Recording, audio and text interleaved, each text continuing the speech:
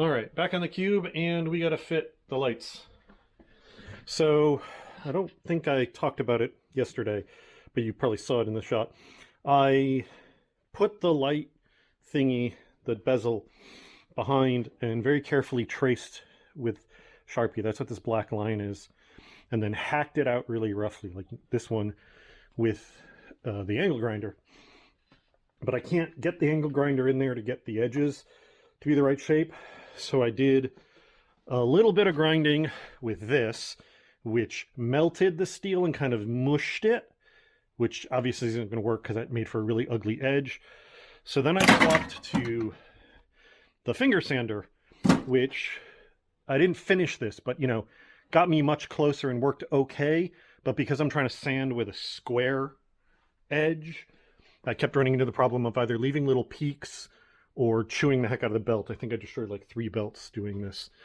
So on lunch today, I picked up this sanding drum kit, and I'm hoping that the round shape and a round hole will allow me better control, because I'm not fighting against the shape of the thing I'm using. Because what I need to do is very slowly chew away at this so that...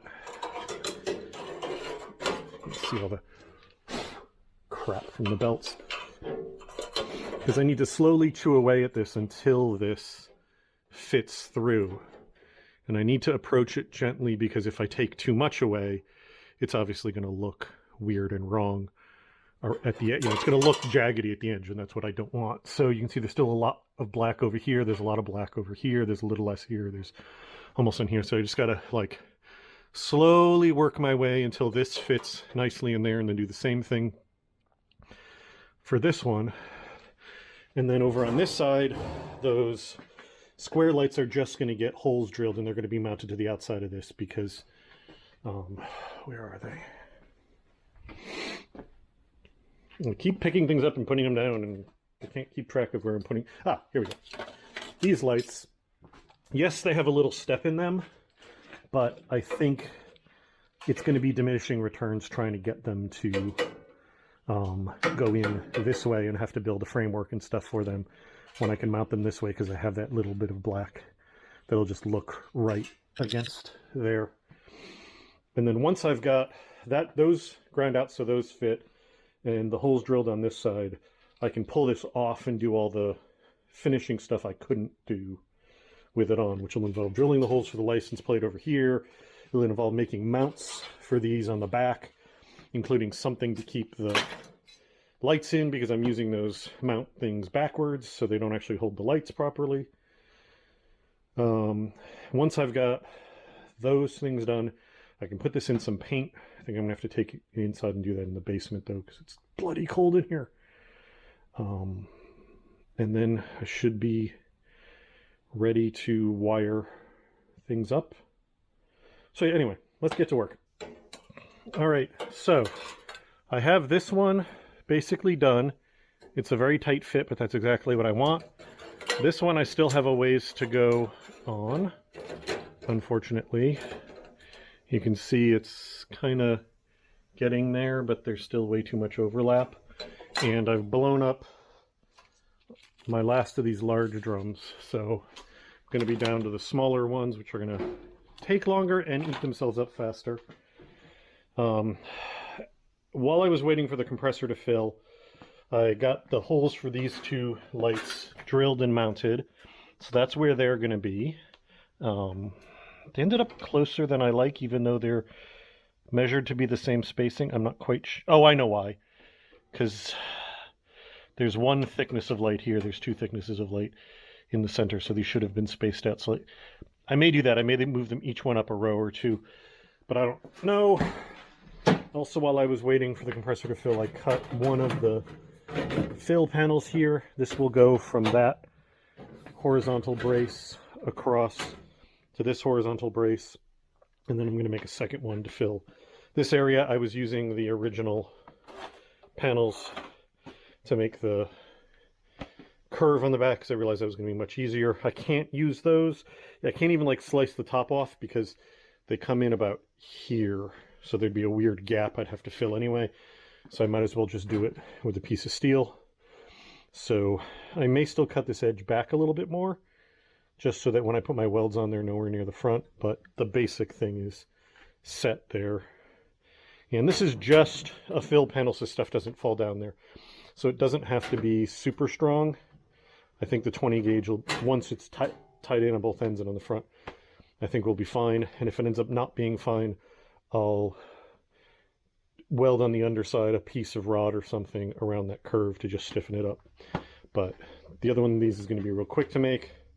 So I'm making good progress. I got one light hole done. I'm a ways along on the other light hole. Those lights are mounted for now. I may improve them, and I'm partway through on making that. So good progress. That being said, I'm going to go in for dinner, and I may or may not get back out to this tonight. All right, I got my dessert. I got the compressor going. I'm going to finish this up. I'm not going to film it because it's just going to be more of me squatting down grinding. So I'll catch up with you when I got it done. All right. It is done as it can be while it's on the car. So these are both in, trimmed so that they'll fit next to each other. And then in here, this is all welded in, including to the top of this pan. This one's been made and put in. Unfortunately, this piece was just a little bit too short. So I ended up with this little V here. That's fine. I'm just gonna ignore that. I may put in some seam sealer in there just to make it less obvious or less catchy, but I don't care enough to remake this panel, or I didn't care enough to remake that panel, so I just welded it on. But yeah, this is all in. Now the next step is pull the lights back. These are just got a piece of craft foam helping them stay in place. I got to pull all the lights off. I got to pull it off. There's a little bit of welding I need to do from the back side, so the underside of some of the brackets, and I need to decide if I'm making a bottom for this pan over here. And then it's going to need to get scrubbed clean, little bits ground off, like I need to grind all these down. And then it's going to get brought inside so that I can put a coat of primer and some paint on it. These are not stainless, they're cheaply chromed steel as far as I can tell. Actually, you know what? Let me confirm that. Yeah, they're just regular steel because the magnet's sticking to them. So they're going to get welded on the back after, like I'm going to spray some weld through primer on them and on the back side of this mesh, tack weld them on from the back, and then when this all gets painted, these are going to get very where the stainless is going to get probably scrubbed off of have the paint scrubbed off of it in a way that also polishes the edge. Those are just going to get wiped very carefully with some lacquer thinner or something to clean the edge of those. But this is such a tight fit that if I painted them and then installed them, they would get scratched to hell. And so it makes more sense to have them in and paint them in place and then clean the edge than it is to try and paint them, put them in, repaint them, blah, blah, blah. But yeah, that's cool. That is absolutely wild. So yeah, that's so cool. I'm still waiting for my lights for in here, but I ground 2 notches so that I can feed the little, they're surface mount LEDs, so they're super shallow. So that should be more than enough to feed the wire through for them. So that's all I need there. One of the things I need to do again is drill the holes for the license plate once this is off, and I can reach the back and weld the nuts on. But whew, that's good. This sticks out a little bit more than I'd like and therefore shows the welds a little more than I'd like, but I will take it. It's good enough, because perfect is the enemy of good. All right, it is 2 days later and it is painted. You can see the paint didn't go on perfectly in some of the areas because I was a little rushed because I'm painting this in the basement and our house is really drafty between the floors, and my Partner is currently suffering from a sinus thing, so I didn't want to fill the house with paint. So it's got a real quick and dirty paint, so I didn't put a lot in the air. It's presentable enough, like the license plate's going to cover all of that, and the top is fine. The part that's going to be visible outside looks good. That's all that really matters. I can go and touch the other stuff up later. This upper part, when the weather's warmer, because I don't want to do this part in the house, this edge still needs to get some sort of seal and put in it just to smooth it out. Same with where they meet there. And then I've decided I'm going to do the top of this with truck bed liner, just so that the surface is going to get abuse from me loading and unloading stuff. So the truck bed liner, you know, with the scuff and truck bed liner, this should hold up really good. But it definitely looks the part. Like, now that it's painted, it really does look like a real part from a real car. I'm going to turn the heater on, and then I'm going to come in here and very carefully with lacquer thinner, I'm going to remove the chrome from the top of these two, or the black paint from the top of these two chromed pieces, and from the top of these, and then the top of all of this stainless is going to get sanded to polish it up a bit, so it's hopefully gets somewhere in this vicinity of this in terms of shininess. I did that with, this was sprayed with self-etching primer. When that was dry, I wiped all this stuff off with lacquer thinner, specifically so that as I take the black off now, I'm not going to expose the primer, so there won't be a little line of grayish green. So hopefully that'll work. But I think I'm going to mount it first and then do that, because that'll just make it more stable up there.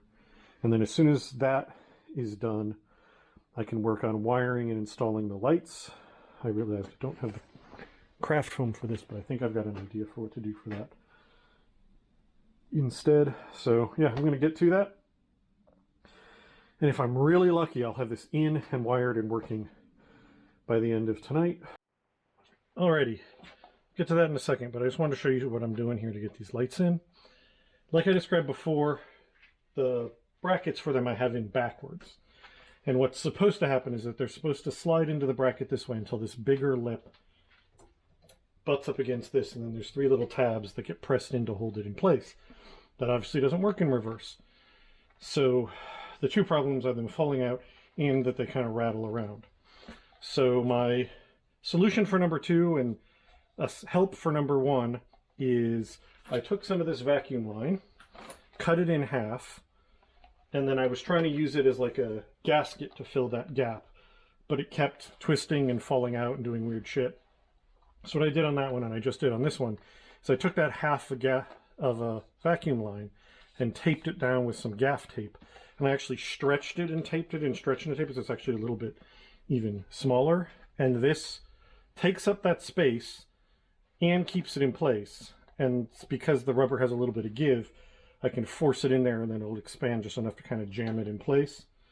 And then I think I'm going to use some metal tape from behind to tape these to the housing. And I think that should be fine. I tried to think of all kinds of more elaborate ways to do it, and I really couldn't come up with anything, so I think this is going to work just fine. Because all it has to do is keep this light from basically falling out.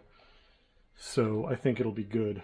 But yeah, I can just kind of take this and should be very careful to get it aligned properly, because you cannot rotate it once it's in. But start one end in and then just kind of work it around. Biggest thing that messes with it is the top wants to come through and catch on the lip, and that keeps it from being able to be pushed up enough to get the bottom in. But that's it. That's where it is. And you can see the edges. It didn't go quite as nicely as I'd hoped, mostly because the paint ended up glommed on a little thicker than I would have liked. So these were not too bad, but trying to clean these off ended up being a royal pain. The lacquer thinner was working, but was getting too much of the edge kind of gummy. So then I tried the sander with 600 grit, and it just gummed it up right away. But I don't have anything coarser than that isn't super coarse, like 300 or like 220. So I switched to a fine pad on this to take most of the paint off, and then went back over it with the lacquer thinner to get most of the rest of the paint off, and then polished it real quick with some Never Dull. Not perfect, there's still little bits of paint and stuff, but for right now in the cold, this is fine. I may at some point care enough to go back and redo or clean or whatever, but for right now it looks fine. It totally does the job. Reads the way I want it to, so I'm good there. So I need to install the two lights over here, and I got my reverse lights in, and my other various lights. Where did I go? There's an open reverse light in here somewhere. Ah, there we go. So these are the reverse lights I got, which are more yellow than I would have hoped. I don't know why I didn't realize they were yellow, but they're a white LED, but I think they were like this in the picture, and I didn't realize how yellow they were from this angle. So I'm second guessing exactly where I'm going to mount this, because I like the two lights here, but I think this will then stand out too much. So I think I'm going to end up mounting the reverse light or lights to some other structure over here. Just because I don't want to have this or two of these here. They're just too blatant, too obvious, and they look too different from the lights here. I was hoping that they would be kind of subtle.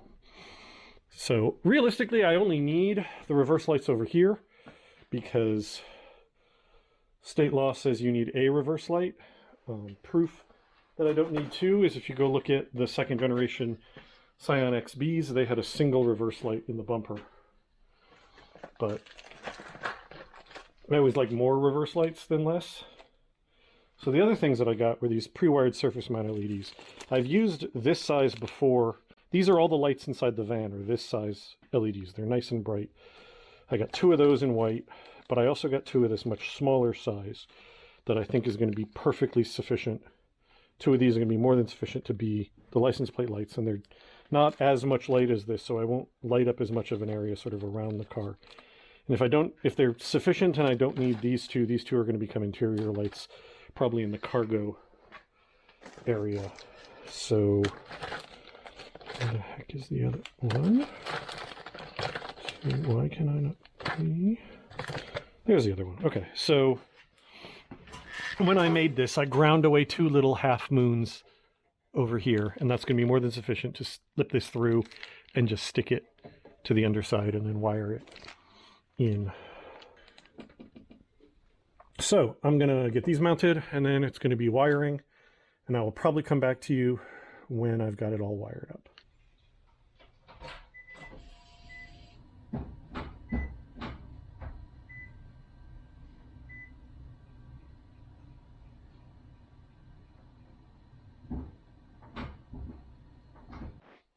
All right, you just saw with the video of me testing everything, and good news, bad news. The good news is every single thing lights up. The bad news is I wired the reverse lights on this side to the parking light circuit and wired the parking lights to the reverse light circuit. The problem is on this side, it's apparently, black is ground, white is park lights, red is brake lights, yellow is turn signal. And apparently on this side, it's black is ground, red is brake lights, yellow is turn signal, white is reverse lights, green is is park lights. So I have to pull the wiring harness down on this side and fix that. But you know what?